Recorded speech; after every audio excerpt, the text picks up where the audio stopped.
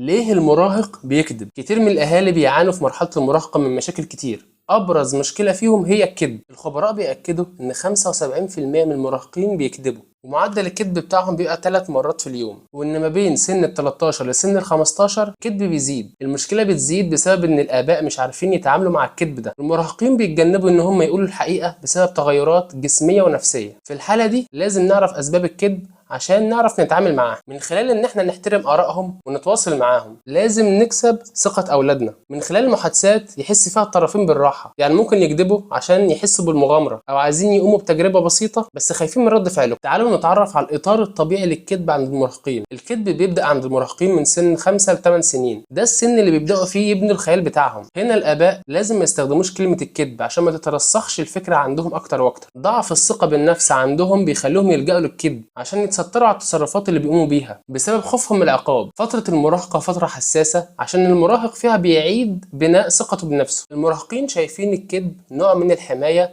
من العقاب اللي ممكن يحصل عليهم، وهنا لازم نحتويهم ونقرب منهم عشان نعرف طرق التعامل معاهم. لازم الأهل يتقبلوا الفترة المرحلية اللي هو عايش فيها من سن المراهقة ويتعاملوا معاها بحكمة، ويبنوا جسور ثقة بينهم وبين أولادهم عشان يعودوهم على الصراحة وما يستخبوش ورا الكذب. يحسسوه بالأمان وإن هم دايما موجودين جنبه عشان يعدي المرحلة دي بأمان. يعني نقدر نقول في 3 نقط مهمين في التعامل مع المراهق: التواصل، الثقة، الدعم. ولازم الأهل يحملوا أولادهم المراهقين مسؤولية الأفعال اللي بيقوموا بيها بطريقة صارمة مش عنيفة.